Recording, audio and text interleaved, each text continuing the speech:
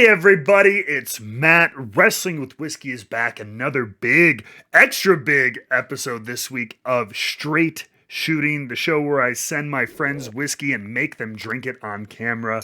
Today we have a very special guest, one of my buddies from the road, from the WWE days. Everybody, please give a gigantic hello to former Wyatt family member, former Bludgeon brother, or maybe you just know him from dropping light drops off the top rope on the Minnesota Indies as Thorif Marius, the one and only Joseph Ruud, aka Erik Rowan. What is going on, buddy? You know, you didn't need to pull my leg to get me to drink whiskey with you. I figured. So you said whiskey. I jumped at the chance to talk to you, my friend. Yeah, I figure. I mean, and we're gonna get into it. We've had me and you have had several discussions on European tour buses about various spirits and imbibing beverages and everything. So I figured you would be a perfect person to chit chat with on this. But no, man, seriously, thanks for being on here. And the first thing that I jumped into with the first couple of guests on this is just, and we touched a little bit before we started recording, but like, how has this past year with all this craziness, how has it been for you? How have you and the family? I know you got kids and stuff. How have you guys been doing with all of this the last year? I mean, the last year has been both great and bad. Like every year.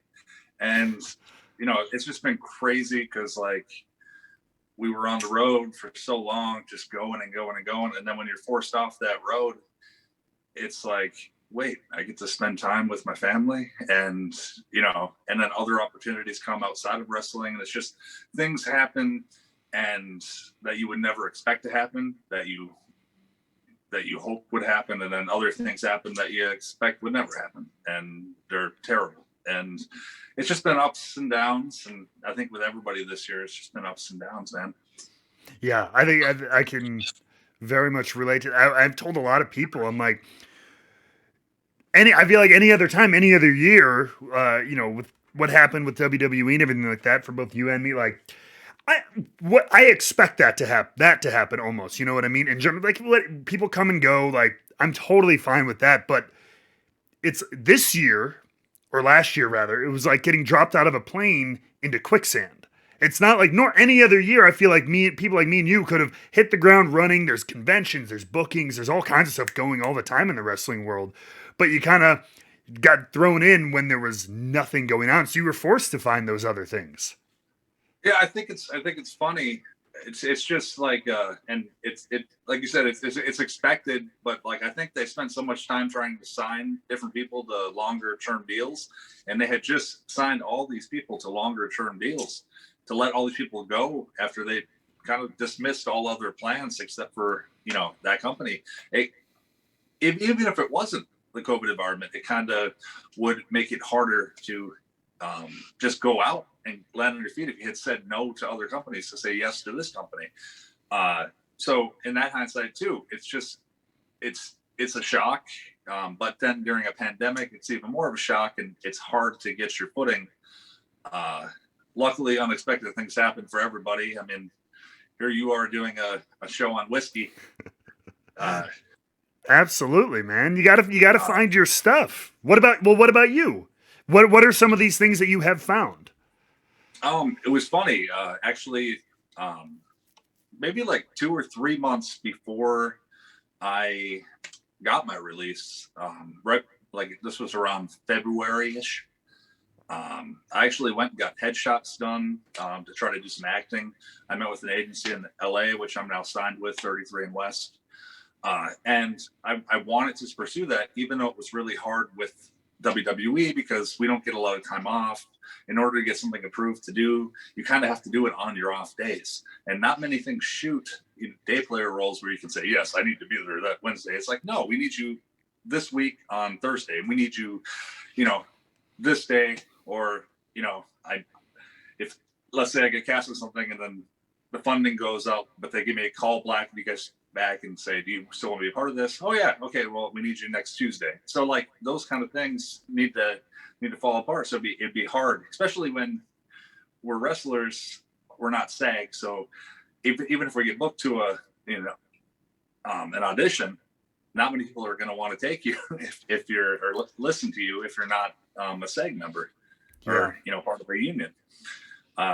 So luckily, the day I got released, you know, maybe less than 24 hours later, I get a message from David Arquette about a film they were doing. And they were looking for me for a role for a while, but with WWE, they thought it would be, you know, a nightmare per se, because this was a principal role that would have filmed for a month. And, you know, it just happened to fall into place. And I fell in love with it during that shoot, just the multi-dimensions of showing a character, which is something I always wanted to show with WWE. But if you don't have enough time on TV or the storyline to do it, you can't show those layers. And I think that's the most creative thing for us wrestlers, that we want to show people, but sometimes we can't. Yeah. And I think that's the most frustrating thing. You know, with the house shows and wrestling, you can be creative and have these fun matches, do whatever you want in front of the crowds to a degree. But on TV, you don't have the luxury of showing that character all the time in these matches that might even go 30 seconds. Because I think the last match I had there was basically just a 5-minute segment on killing a spider. Yeah. Yeah, that sounds about right. And if it's not sometimes, unfortunately, that 30 seconds in ring you have is the only time you have. I mean, God forbid, you know, backstage segments or some character development or something. I feel like there's probably like, literally, you could probably count on one hand the number of people who get enough time to like flesh out their character. And there's 150, 200 people on the roster, and there's probably 5 or 6 who actually get time to explain to you who they are and what they want and what they're doing. You know what I mean? So yeah, I totally understand. Or you're told what to be, and then you have to make it work within that character. Oh, 100%. And then like in my head with Erik Rowan on TV, I always had to imagine, okay, why was he in a cult? Well, why was he a genius? Okay, well, why was he on his own? Why was he a Bludgeon Brother? Why did he take the mask off? Why was he with Daniel? Like I in my head, I always knew, which is great. So that when I could talk, I knew how I wanted to portray myself. Because when they finally gave me a chance to talk, I felt like it was more me, and it was me being disrespected with the company, me being disrespected with everybody that associated themselves with me, outside of just like a storyline context or whatever, but also within the company. You know, I never had merchandises, anything like that. You know, we had hammers, we had masks, but they never wanted to really create those outside of the original white ones. And I always thought that was a good money maker for kids, you know, cosplaying these days. It just, to me, it kind of always knew, you know, where I stood with the company, because they never wanted to do much, but they always had a place for me on television, and on live events I was able to actually wrestle, you know, for the most part. So like, I don't regret my time there, but I want to do a lot more. Yes. And being able to get a peek within that movie, and been cast in a couple other things since, it just gives me, you know, that I want it all. You know, I want to wrestle. I want to act. I want to do everything. And it just makes me excited for the future. And especially when wrestling starts up again and I can have that outlet. And even if I'm getting bookings within, you know, auditions that I'm doing and acting, it makes me excited, because that's not even open all the way. And there's all these people, like, I think I did some really fun auditions, and then like you never hear anything back on auditions and don't get them because it's self-taped. And unless it's a callback, you don't hear anything. But you got to think that they're seeing like thousands of people in these auditions. You know, I mean, it goes from thousands to hundreds. Then they go down to like the last 20 for the callbacks, and then they go. And it's like, even to be, you know, considered for an audition is pretty cool for some of these things. And that's without me having a reel yet to show, because I have to wait till this movie comes out to start getting different things outside of like me doing a wrestling promo. And traditionally, wrestlers have a hard time getting their door into Hollywood. And I'm not talking about like the Cenas or the Rocks, you know, but like, I think James Gunn just did a thing about Batista being cast in Guardians of the Galaxy, where the studio, he had to fight for him because the studio didn't want a pro wrestler. And it's just the stigmata about wrestlers. So I want to do as much as I can and do as much, classes and scene studies as I can, just to get better at exploring my emotions. And it's just like wrestling. When you read the script for an audition, it's just like wrestling. You bring you to the role. So Yep. nobody's you. You're you, and you have your own techniques on how you talk to people and react. And you just bring that to a script. If they want you, you got the role. If they don't want you, go to the next one. It's very, very true. Look at a deep dive into the acting world. Man. I did not expect to be chatting about that, but dude, it's true. And that's the one thing I will say wrestling gives us a little bit of an advantage in that is like a lot of time actors, whether it's a play or a movie, they get their character, they get cast, they get their character, and they have sometimes you got a month or two, but sometimes you got a couple weeks to know your character in and out. Whereas the one advantage to wrestling is you've got your character, and sometimes you get months, years to really know that character. And so you can live that character out every day. And what you were talking about is so key. And I would say that for any performer, wrestler, actor, even if you aren't getting promos every week and everything explaining all this stuff, in your head, in your heart, kind of, you got to know who you are. So then I don't care if you're talking about going for the world championship, but if you know that, yeah, you're this character, you were abandoned as a child and you hate your father and you have all this stuff, this internal stuff going on, it informs that promo where you're talking to John Cena or ACH or whoever, whatever wrestler put him in there. But I love that you said that because I think that's key for any performer. And before I drop that point, they were mallets, not hammers. God. I'm not there anymore. I'm not there anymore. They were mallets. They were goddamn hammers, and they were heavier than a sledgehammer. I tell you that. I remember every time I was in Gorilla, like before or right after you guys, I would always pick those things, and I was always because I used to do sword tricks in my acting training, so I always just see if I could do something. Oh my god, you were gonna knock myself out if I tried to do that. They wouldn't let us take home the hammers. They wouldn't. Oh, they no. wouldn't give them to us because they paid for them. They owned them. So what I did is my buddy who makes all my masks. I'm sure you can see some behind me. He made like every mask. So every mask that I had, like I got to take with me because the company didn't own them. So I have a nice little collection at home. But I got him the commission to be able to make the hammers. So he made me one. So it's in my son's room right now, and it's freaking so heavy. Was it like the ones you guys used?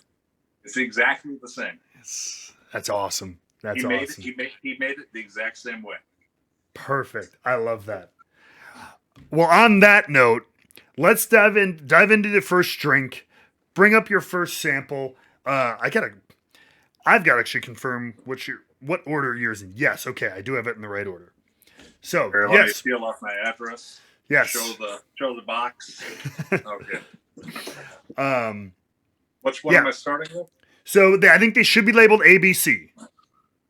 Correct. Okay. Or 1, 2, 3. One of the labels fell off, but A and B is still on. So I'm assuming the last one that has nothing on it is C. Yes. By process of elimination, I think we can safely determine that C. So I'm starting with A? You are starting with A. Yep.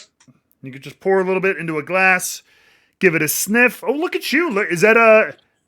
You can also take the whole top off. You don't have to do... Hornswoggle did the shampoo squirt.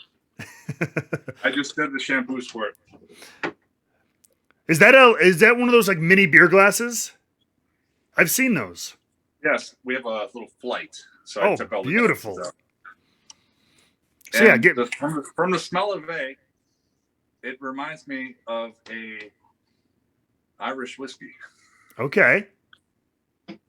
Just the smells and notes. And we talk about this because I don't know anything about that. Right. So I always joke that why do you take zips when you can just take a chug? Right. But I'm big with Moscow mules, so I don't know. It's already pretty quick. It's because you just want to appreciate it. That's how I became a nerd like this. So you're taking a sip now. Getting hints of cherry. Ooh, see, you do know notes. You can pull things out. A little cherry. I like that. I just watched the Bruce Brothers TV show on Netflix, so I'm Okay. starting to feel like the brewmaster. Mm. Yeah, dude. I mean, Wine, well, beer, spirits, they all got to do the same kind of gig. there's no hops. I know that. No, there are no hops in this one. I can assure you of that.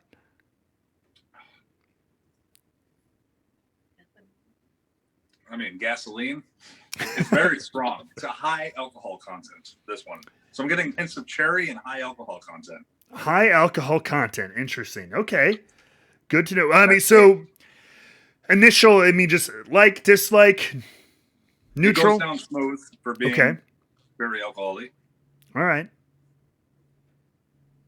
It's not bitter, kind of sweet, and it burns your mouth, Well, which means it's a sign of a very good whiskey because it goes straight to the bloodstream. fair enough. Okay. Well, cool. All right. So number one down, and it's not sounds not too bad. Not too bad. We'll compare it against the other ones. What is Just some that? water, just Are some you- water in my Is it a- tankard. Is it a horn? It's a Buffalo Horn tankard. There you go. Buffalo Horn. Buffalo Trace is a big whiskey brand, so I'm going to consider that continuity.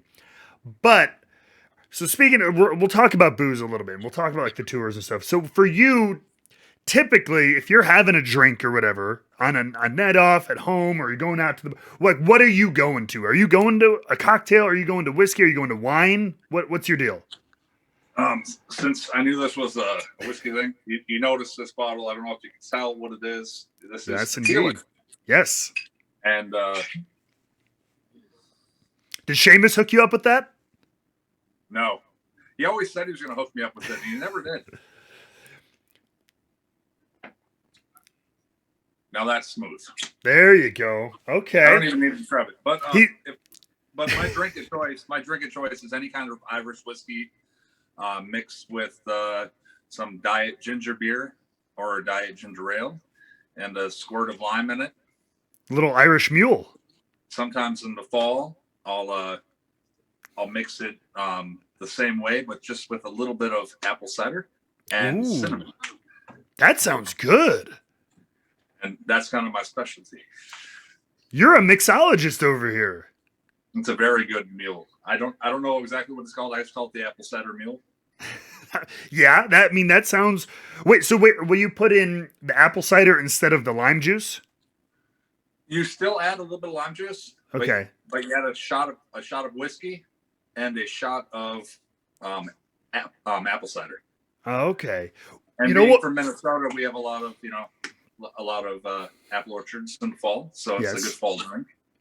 You know what we should try to do? That just gave everybody's. It's the health rage. Apple cider vinegar and whiskey. I wonder what that shot would be like. What is that? Apple cider vinegar and whiskey. Half and half. I don't know. That I feel like you would just clear your colon out. I've been taking the apple cider vinegar gummies Have you? since the whole COVID thing started. And I don't know if it's because I'm washing my hands more, but I'm not getting sick, so that's good. All right, so it's the apple cider vinegar gummies. We're gonna blame it on that, or Yeah. not. So, but I wanted to ask you, I do remember talking about booze on the bus, like on those European tours. I do, and I said whiskey is whiskey. It all of us sound the same. Because you're like, I'm gonna have this bourbon, but then I started drinking different whiskeys especially since COVID. You have a bar Sure. made at the house now, like it's a big bar top, all rustic. My wife designed it. It's so nice, and we stocked it up. And Oh. my buddy's big in Jim Beam, so I've been drinking some different Jim Beams. I like the Red Stag. It's different. It's got that black cherry flavor that I like so much that I got into the A's, Okay. I was never really a big Jack Daniels fan, but they make like a premium blend now. Jack Daniels has actually expanded their lineup a lot. Like I'm the same way. I was never a big Black Label, Jack Daniels, regular. But man, they have single barrel offerings. They have the Gentleman Jack. They have barrel proof options. Dude, their lineup has grown a ton, and they put out some very good whiskey on the high end. My wife just reminded me that John B. Stetson Kentucky Straight Bourbon Whiskey was my favorite that I've had during this COVID, and we cannot find it anywhere. I've never, yeah. What John B. Stetson? Yes. I'm not familiar with that, and I know everything. It was very good. I kept the bottle forever. We're like, we got to find this again, and then it's like 200 miles away. So I'm like, Wow. I've tried ordering whiskey. I've tried ordering whiskey through the mail before, and it doesn't show up. I remember I actually bought Woods when he got hurt. I bought him a bunch of when he tore his Achilles. Mm-hmm. I bought him a bunch of what's his favorite vodka? Forget. He's a big vodka drinker. That really gross. Clear vodka, huh? I said gross. We hate vodka in this community. But I sent a bunch to his house, and it never got delivered. Dude, yeah, and then never gave my money back. And I was like, because when I got hurt, he had sent me like 3 big, things of 1.5 liters of Jameson that I went through within a month. Oh my God. You are a large man. That would kill me, even within a month. I wasn't zipping. That's also very true. Yeah, man, booze in the mail is tough. The laws are getting better and everything, but I'm in the process of like, don't come after me, police, but mailing out bottles to our barrel club, patreon.com/wrestlingwithwhiskey. And I got to ship them out myself for some of these releases and everything like that. So I'm giving away my cover here. My new thing is, if they don't always, but if they ask like, hey, what are the contents of the box you're shipping? I say fragrance. So me and my wife make bulk perfume and fragrances, and then we ship them to people. And they go, oh, okay, fragrance, click in, scanned, buy. And I've had very good luck with that so far. So if you ever need to send someone a bottle, instead of like ordering it on a website and send it, just buy it yourself, make the label yourself, and then just tell them you're shipping some fragrance. That's my suggestion. All right, let's move on to sample number 2. Yes. Or B. I'm gonna open this the non-swaggable way. You'll get a smoother pour that way. Okay. This is the letter B. This is letter B, number 2 out of 3. As the people see, they'll see at home what it is, but you don't. Initial thoughts, some nosy notes. Nosy notes. It smells like finger polish remover. Finger polish remover. Wait, what? Fingernail polish remover. Finger polish removal. I polish my fingers. That's what it smells like. Okay. So what would that smell be like? Like I don't know. I mean, it's, again, if you're not used to it, you're going to get a lot of those alcohol notes probably, but I'm just curious. But you did pull cherry out of the first one, so I was curious to see what you pull out of this one. So the first one reminded me of an Irish whiskey. Sure. This reminds me of a bourbon. Okay. What about it? Can you pick out what it is that reminds you of a bourbon? So A is like a lighter flavor. Mm-hmm. This B is a little bit darker and kind of goes down your throat. Well, it should all go down your throat, hopefully. Well, the other one is smoother. Yes. Like a smooth down your throat. This feels heavier going down your throat. That makes any sense. No, I get that. A little bit more bold, viscous, almost. Because I always say Irish whiskey is like a lighter whiskey. Yes. Like it feels like it's like a light beer when you drink it. That's what I mean by light and heavy. It feels more like a stout as opposed to a blonde. Okay. I hear you on that one. A little bit of honey. There you go. That's a guess. These aren't guesses. These are just these are your thoughts. Yes, absolutely. You'd be shocked at some of the tasty notes that people give This would sometimes. I know this would pair good with a diet cola. There you go. Very good. Not I like. bad. There you go. Okay, so we're You know, expanding a little bit. I like that. And before I move on, I do get the poster behind you. Who is Whiskey Jack? uh, so me and my wife went on a trip, and I believe that was in Seattle. They have like an oddities shop on the Ye Old Curiosity Shop. That's what it's called, and Okay. it's right on the water there in Seattle. And we saw like a group of like three different posters, and that was one of them. And it was very interesting. So we got it.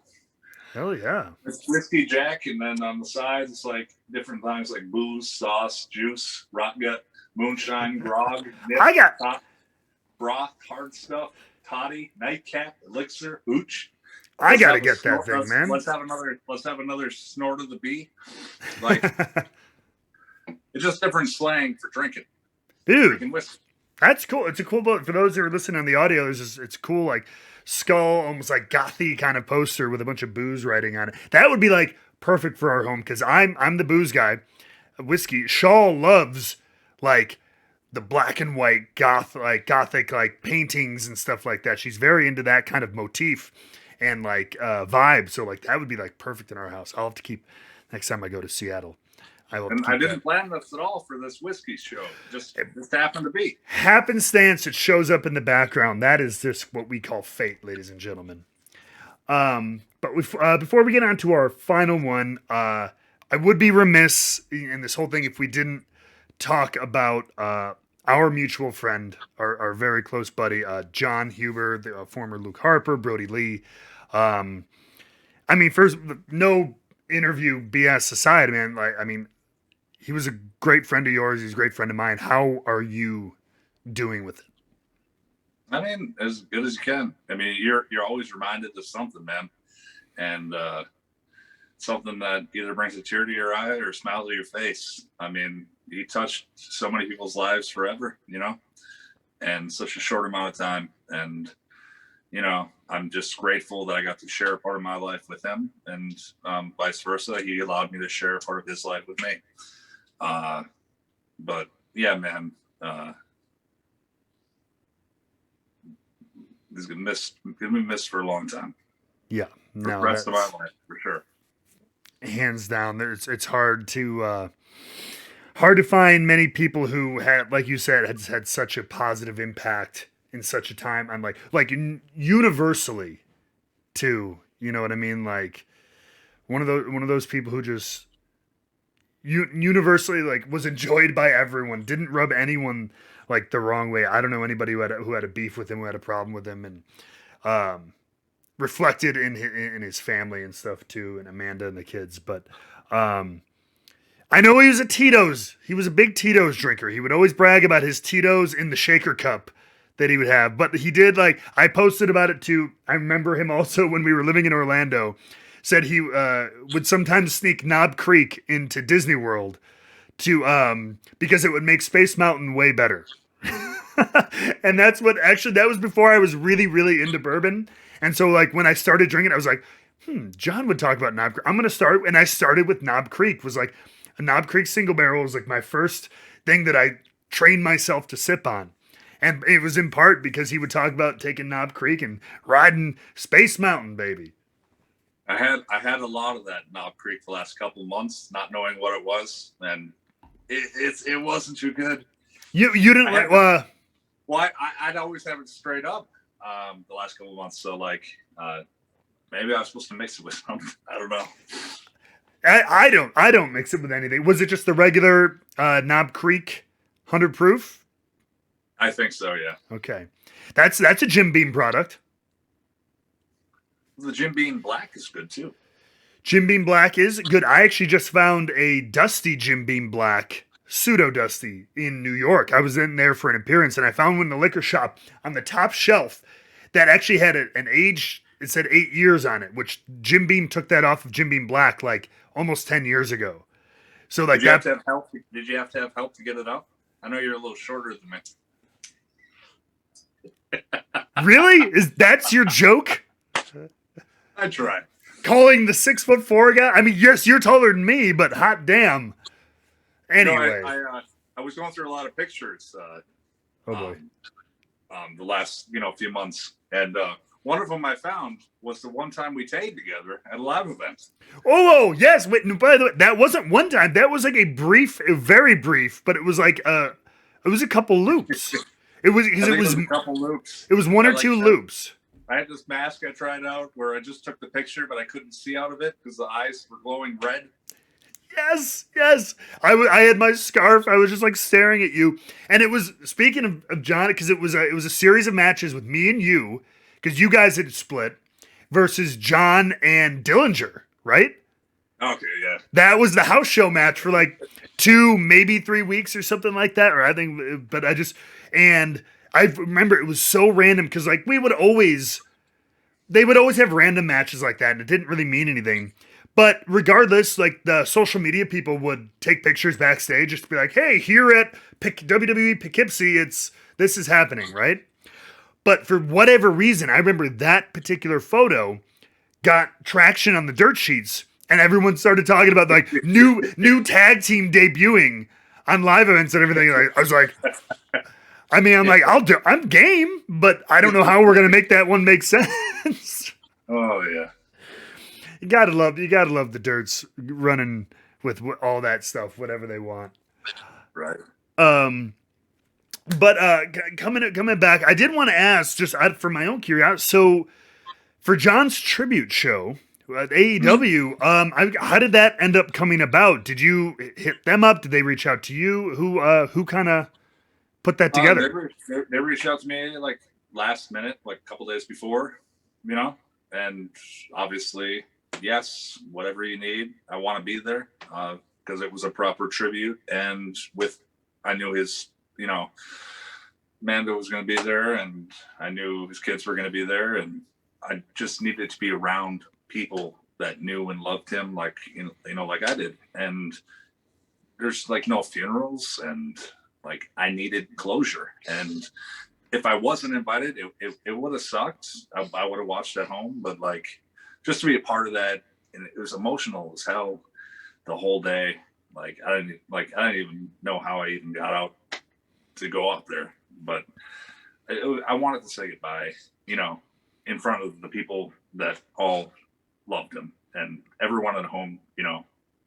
We wrestle on TV, but yes, we touch people's lives, and we may not know it. And he touched a hell of a lot of lives without him maybe realizing how many he touched. So just to be a part of it, and I was thankful to be a part of it, and it was a way to say goodbye. And I'm glad I was given that opportunity, but it helped me with a little bit of closure myself. So, I mean, yeah, it was. I know. I remember. I was at home watching it, and it was. Yeah, it was wonderful and hard to watch. And see, I had no idea you were going to be there, and to see you, like, it's the weirdest sensation. Both like, it's got like a bittersweet pop, I guess is the word I'd use to describe it, because it was like seeing you run out there and everything. It was like it was like a fan just being like, yes, oh, that's so cool. It was so cool to see Joe, but then like just thinking of bringing back all the memories of you two and everything. I don't know. It was this really kind of unique and amazing thing, and it was fun. Maybe not fun isn't the word, but it was really nice to see you be able to take part in that, and like also see for me for the first time in a wrestling ring, see Joe, at least, in a major form like that, and to show, I don't know, to see like for a night wrestling was real, and you know what I mean. In all of its performance, it was very real. Yeah. No, and it was incredible. All right, I mean, with that, let's move on to the last one. And actually, that got me thinking. In light of that, I'm gonna pour a little something with you. and we'll toast to our buddy, and we'll take the last one here.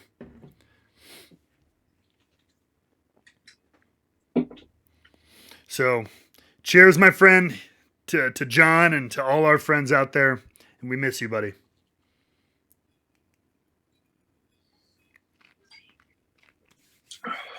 Mm. So, what do we think on this final one? Well, that one I wasn't thinking because I was toasting. So let me. Fair enough. There you go. Excuse to have another drink. Never a bad excuse for another drink. Well, thanks to being part of the show. I was sure to work out earlier today. You got earn your bourbon, earn your whiskey, ladies and gentlemen. I'm getting nuts. I would get that. I actually poured a little bit of what's in your glass right now. I get the nuts. That's my next t-shirt. I get the nuts. You know, I'm getting like this is more honey than the last one. I'm getting that. I'm getting some sort of honey. As far as bourbon or whiskey, I have no idea. Okay. That was going to be my next question. Yeah, if you could identify what type of whiskey. This does have taste of Irish whiskey, though, too. Okay. So, okay. All right. It's between B and C for me right now. For your favorite? Yeah. Okay, and that's why if you had to rank what, first, favorite, second favorite, last. Well, then I need to. I mean, if you have, yes, I am not going to stand in the way of science. You know what I mean? What kind of host would I be if I stood in the way of research? Got to go back, give it another go. That's A. Similar thoughts as before. Similar, but that one that's smooth as hell. So. Mm-hmm. That's A. Hold on, let's spell it. Good man. You can almost smell your own skin if you want to clear your nose palate. Really? If you smell, you can kind of neutralize your nose. Like if you've been smelling the same thing over and over again, your own pheromones and everything will help kind of neutralize and bring you back to neutral. No, I said it was between B and C. Mm-hmm. Now it's between A and C. I'm going to say C right now. Change my mind after. See? Doubling back is always a good idea. Sometimes stuff will change literally in a few minutes it's been open.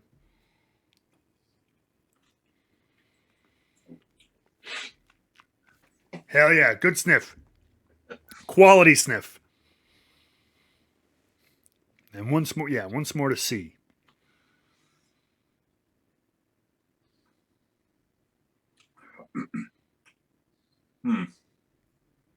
I think C is the winner. It's got that honey, like very earthy. Yeah, okay. I can see that.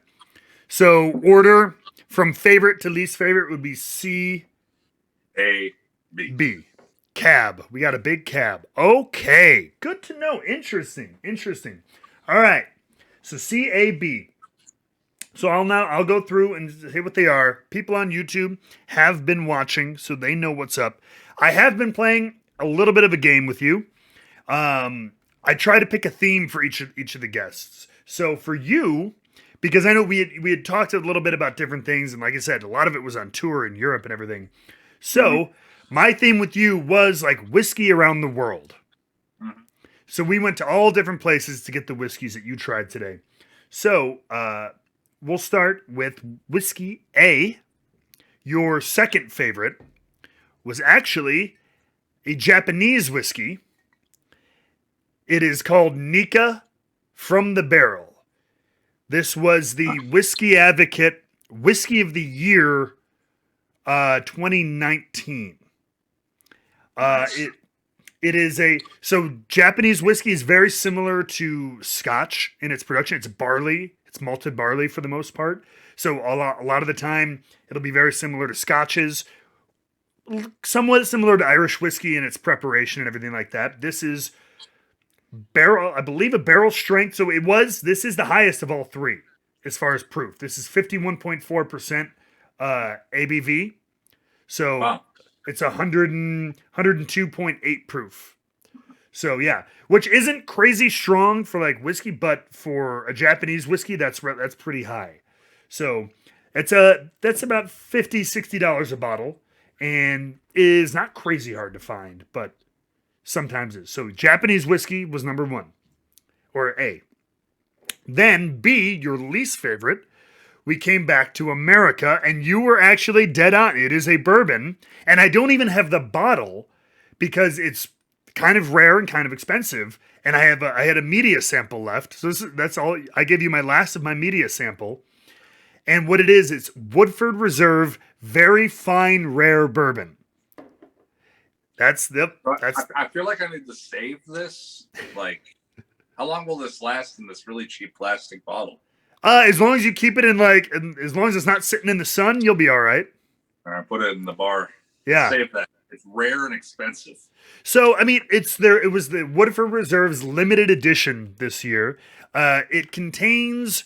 It's a blend of several different bourbons and everything like that, aged bourbons. There is some 16-year-old bourbon in there. They don't tell you how much, which means it was probably like 1%. But it is I believe it. MSRP is like $150, but it sells for up to $300 a bottle. And it is a limited edition bourbon.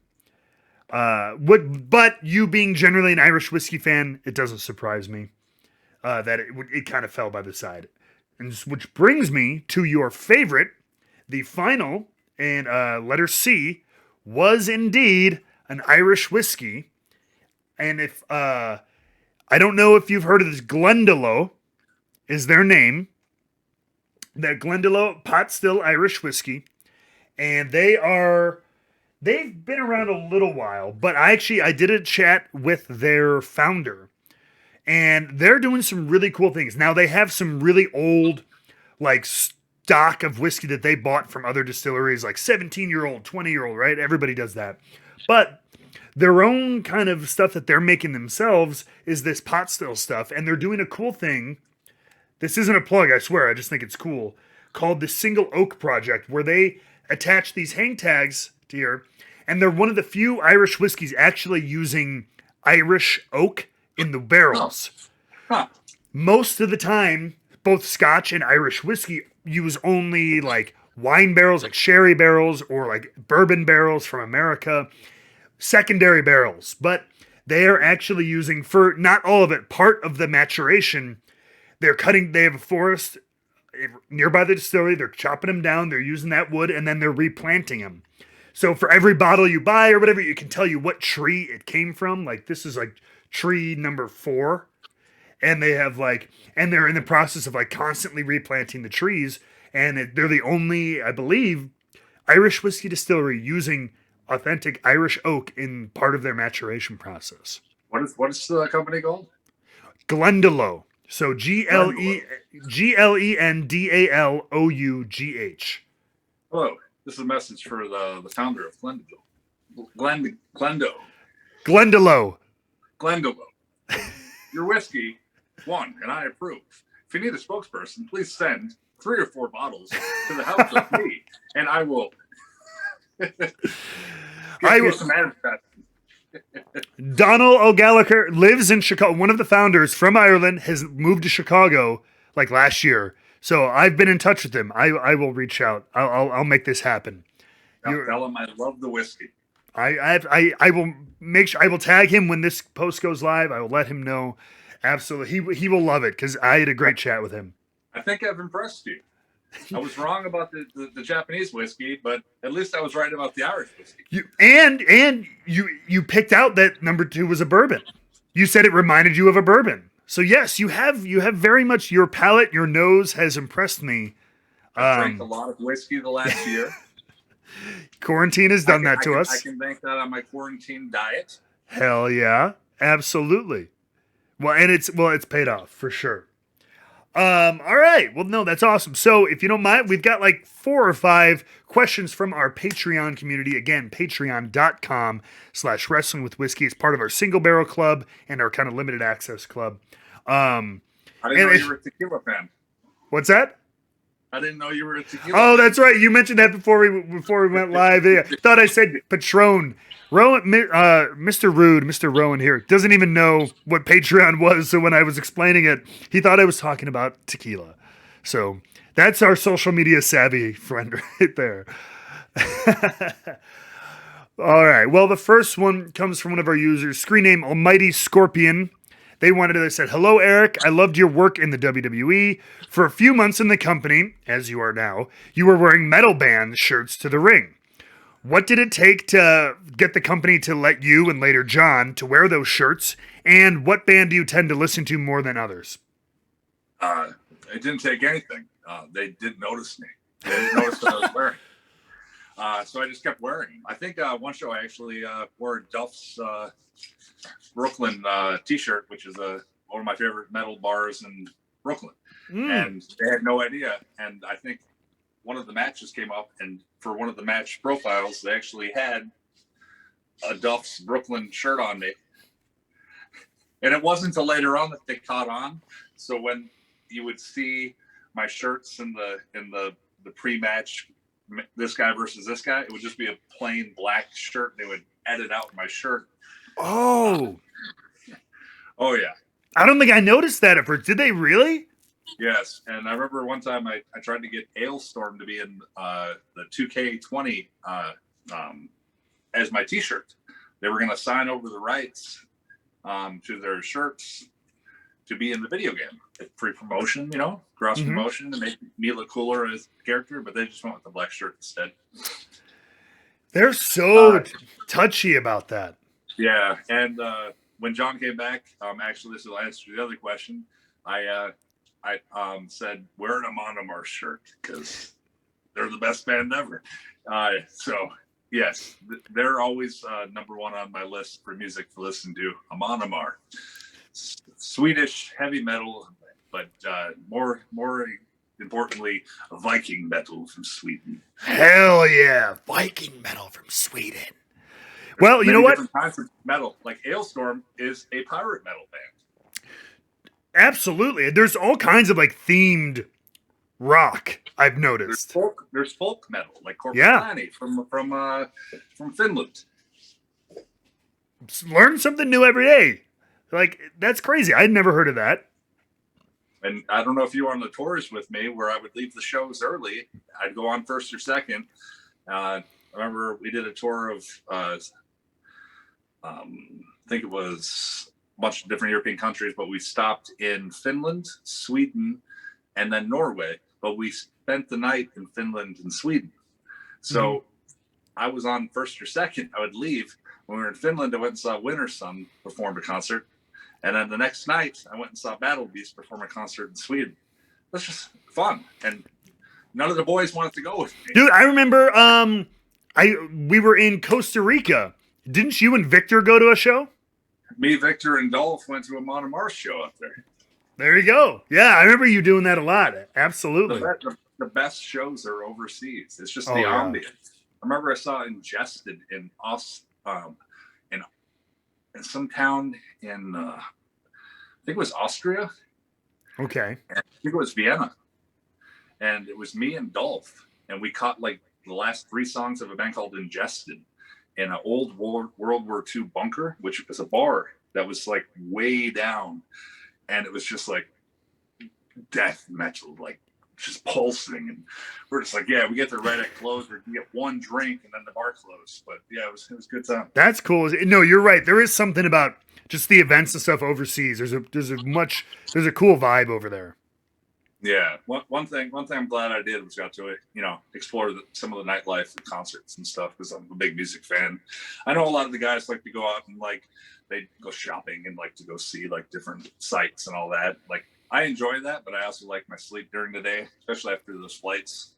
Yeah. So sometimes we only have like an hour in some of these towns, so it's better to go out at nightlife. But for me, I don't like just going off the nightlife to go out unless it's like music or something like that. So Yeah, no, for sure. Well, that actually brings us. That I'm gonna skip over the second question because our third one is from Stephanie Jasic, who brings up as a fan of Amon Amarth. He goes, "This is an interesting question. If you had to, they're asking what drink or cocktail would you make to introduce someone to the band? So, like, if they were gonna like, hey, you're gonna sit down and listen to Amon Amarth. While you're doing that, you should have this kind of cocktail or drink. What do you think would like match well with them?" hmm. You know what? Hmm. Give me 1 second. Let me be right back. Oh no. I'm gonna drink it in front of you. Oh shoot. Okay. Joe Ruud has left the studio, revealing a Freddy Krueger pinball machine behind him, by the way, which I did not notice, and is going to get the drink that he wishes to pair with Amon Amarth. I don't know if it's a spirit, if it's a wine, if he has a cocktail ready to go. I'm just filling the space with my voice.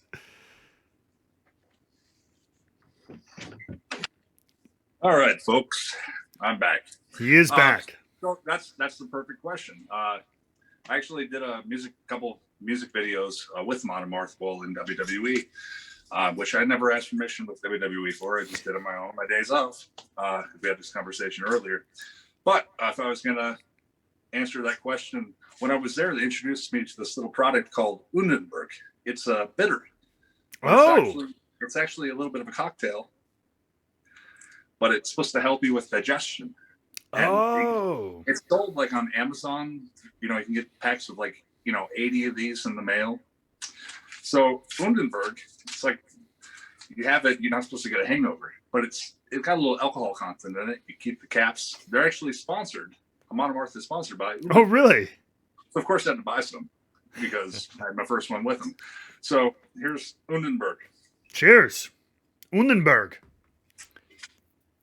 And Undenberg is like a licorice herb bitter. Okay. So it's a very interesting taste. And next time we get together, I'll have to bring you a bottle. Yeah, absolutely. I'd be very curious to try that for sure. That's very interesting. Are you supposed to drink that like after your evening of drinking or like the next morning or? So you drink it before you, like after you eat your meal and then at night. But then when you're drinking, you're not supposed to get us hungover. But yes, Undenberg. Undenberg is an herb bitter taken for digestion. It is not a beverage, not to be zipped, but taken all at once and quickly because of its aromatic, strong taste. Oh. It is also used as flavoring.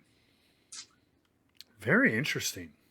So it's very bitter. The first time I have it, right. The reason my face isn't showing it is I've had quite a few, but the first time I've had it, my face puckered up. I bet.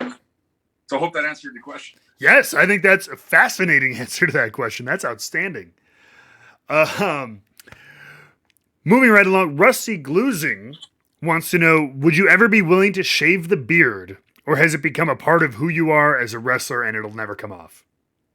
I've actually joked with the wife about this. She does not want it to go. She loves it. She's afraid it won't grow back. She's afraid my face will completely change, my chin structure. But I said, if I get a role that's good enough, I will shave it. If it required it? But if I knew I was going to shave the beard, I would make sure to get a wrestling booking in which I could tell a story to cut the beard. Ah, okay. No, always thinking, always make it mean something. Right? Why just shave it if I can't get two things out of it? Amen. Thinking like a real carny. Absolutely. Because to me, it'll grow back. Yes. Oh, and of course. I mean, it's hair. Exactly. 100%. And why pass up opportunities just because of a little hair? Absolutely. Make some memories, make some moments, get something out of it. Eric Smith would like to know, do you have any favorite road snacks? Like when you were on the road with wrestling and stuff, snacks you would have on the road, and would you pair any of those with like whiskey or drinks that you've had? Road snacks? Yeah, like what your go-to? Like, yeah, I need to pick up. I'm getting munchy. I need to pick up something to eat. What was one of your go-tos? So before I started really caring about what I was eating, because the older I got, the more I noticed that my body weight, would start ballooning out, and it'd be harder to maintain a physique. So now I'm on some sort of diet, which, it's whatever. Food's food. True. But before that, corn nuts I used to like. They keep me alert and awake Really? when I'd like, ranch, original, just gnaw on those, keep me awake. Corn nuts. And since I was driving all the time, I wouldn't recommend them with any alcohol. Touche. Wise advice for anybody. Don't, while you're driving with your corn nuts, do not consume alcoholic beverages. And our last question comes from Jay Galinsky. Jay wants to, I was lucky enough to see you wrestle John Huber live May 2017 at the O2 in London for SmackDown. From just a few rows back from ringside. He did send me a photo. I can't share it here, but you were wearing a rather interesting mask, which in 2017, let me see if I can pull it up real quick though on my computer. So I can tell you. It was the gas match one. I remember this match. Okay. I remember this match because I actually beat John. Oh, okay. And hell yeah.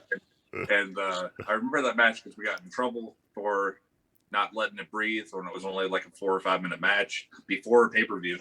Yeah. Because I remember this night because it was the night I did Talking Smack, which was the only thing I could do to hype up the match, which is probably the only time I actually got to speak outside of being with Daniel Bryan. So it was probably my funnest night, minus getting chewed out for my finisher looking so weak. Because this is before the claw slam, because they thought the claw slam looked too much like choke slam, and you can't have Big Show and Kane doing choke slams with me. So this is right after my full Nelson slam got taken away because Jinder's finish, who had just came up to the road, looked too much like my finish. So I had to switch my finish. So I did like a rotating power slam, like Mark Henry's strongest slam, but twisting. And they just said, "Oh, it just didn't it looked weak." And I remember that night specifically. Yeah. But I also remember that night because I got to do Talking Smack and scare the shit out of Renee with the balloon and laugh my ass off just being my goofy self. So if you ever get around to watching the whole Talking Smack, that was all no script, just me having fun. And I remember that night. It's one of the best things about Talking Smack, especially like the original version of it. It did really give people a chance to just kind of do something without having too many chains on. That's for sure. And I keep going on this. As I remember, that was the go home episode, the Backlash, which was the only time me and John got to wrestle a pay-per-view together. And we had no time, so it was a sprint from beginning to end for our match. But before the match, on the pre-show, they let me do the pre-show interview, and I was really excited. I was like, okay, yes, I finally get to be this character I showed on Talking Smack. And then I was told, don't speak. And then to make matters worse, I kept telling the guy their microphone didn't work, so I couldn't hear what the guys were saying that were interviewing me. So how can I react to you if you're so yeah. Not only am I not able to speak, I'm not able to react because I cannot hear them through the audio on what questions they're asking me. So you literally just had to stand there doing nothing. Yes. And I remember we were excited for the match, and then we kept getting time cut for the match until we had a 10-minute segment. It was just a sprint to try to get through everything. Because, John liked to go big. Before us was the heavyweight championship thing with AJ Styles and Kevin Owens, and then the crowd was just exhausted. It went on forever, and then right after us was the main event. So it was the semi-main spot. And it was I remember that there was no build up to the match except for the promo I did the night before, which nobody cared about anyway because nobody had seen it because it wasn't on TV. So it was that particular match makes me think about just that whole section. Oh yeah, absolutely. Yeah. And their follow-up question was, what has been your favorite country to visit and why so far? I mean, I'm always going to say Norway. Makes sense. But I think Sweden, Iceland, I think all those places are so beautiful. Like I'll always go back, and just because I like the country, I feel like it's like that ancestral bond that I have, just with that land.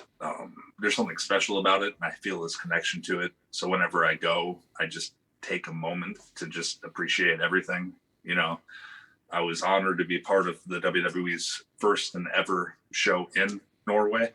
They've only had one, and that was a couple of years ago. And luckily, I was the tag team champ during it. So, like, it was just awesome to be welcomed to a country like that, too, in a wrestling aspect. But to just take a time and walk the streets, or be able to take time and go back, and I went and got a tattoo on my left side.